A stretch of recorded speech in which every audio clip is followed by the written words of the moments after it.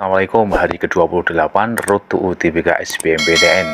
Satu hari satu soal dibahas detail. Kali ini materi yang akan kita bahas adalah laporan laba rugi perusahaan jasa. Langsung kita lihat soal dan bahasanya.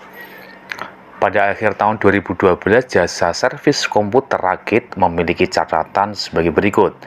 Gaji karyawan 15 juta rupiah, gaji yang belum dibayar 2 juta rupiah, pendapatan servis Rp32.500.000, biaya perlengkapan servis Rp3 juta, pengambilan brief Rp1 juta. Berdasarkan catatan di atas, laba servis komputer Rakit tahun 2012 adalah A. Rp11.500.000, B. Rp12.500.000, C. Rp14.500.000, D. Rp15.500.000, ataukah yang E. Rp17.500.000. Oke. Laporan laba atau rugi di perusahaan jasa itu sangat simpel sekali, yaitu menyelisihkan antara pendapatan dengan biaya. Jadi laba rugi perusahaan jasa sama dengan total pendapatan dikurangi dengan total biaya. Berarti kamu harus bisa mengidentifikasi manakah yang masuk pendapatan dan manakah yang masuk sebagai biaya atau beban, ya kalau di SMA begitu.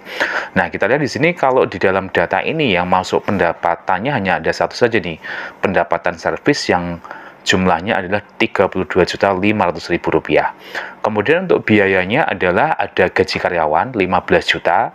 Nah, gaji yang belum dibayar ini tidak bisa dimasukkan sebagai suatu biaya. Ya, ini masuk kategori utang. Nah, nanti kalau di soal model-model semacam ini yang perlu kamu harus hati-hati, mana yang kelihatannya seperti pendapatan atau seperti biaya tapi tidak masuk. Nah, biasanya ada kata-kata di dalam nama akunnya ya, dibayar di muka atau yang masih harus diterima. Nah, nanti kita lihat contohnya ya, ada beberapa akun yang mirip itu ya, yang nggak bisa masuk di dalam laporan laba rugi. Jadi nanti di sini untuk gaji karyawan masuk ya 15 juta, sedangkan gaji yang belum dibayar 2 juta tidak bisa masuk sebagai suatu biaya karena ini adalah sebagai utang. Kemudian ada biaya perlengkapan servis 3 juta. Nah, jadi ada dua biaya di sini. Ada biaya gaji 15 juta rupiah, kemudian biaya perlengkapan servis 3 juta rupiah. Sehingga total biayanya adalah 18 juta. Untuk privo tidak masuk dalam laporan laba rugi, maksudnya nanti di laporan perubahan modal ya. Nah, nanti kita lihat di sini untuk selisihnya pendapatan servisnya adalah Rp32.500.000 dikurangi Rp18 juta, hasil labanya adalah Rp14.500.000. Nah, beberapa akun yang tadi seperti saya katakan yang sebenarnya bukan masuk kategori biaya atau pendapatan ya, tetapi mirip ya, itu adalah diantaranya adalah kayak tadi ya, gaji yang belum dibayar atau biaya gaji yang belum dibayar itu masuk kategori utang. Atau juga nanti ketika ada akun pendapatan, entah itu mungkin contohnya ya bisa sewa atau iklan diterima di muka, ini juga utang.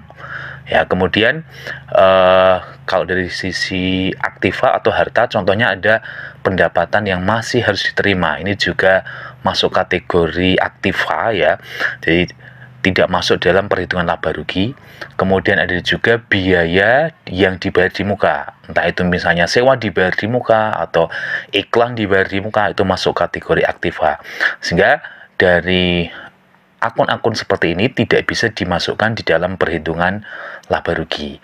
Nah, masuknya nanti di dalam laporan raca, masuknya karena ini masuk akun real ya, baik aktiva ataupun utang.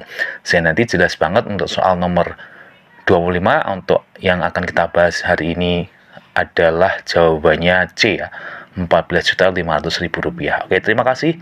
Sampai sini dulu. Assalamualaikum. Semoga sukses selalu.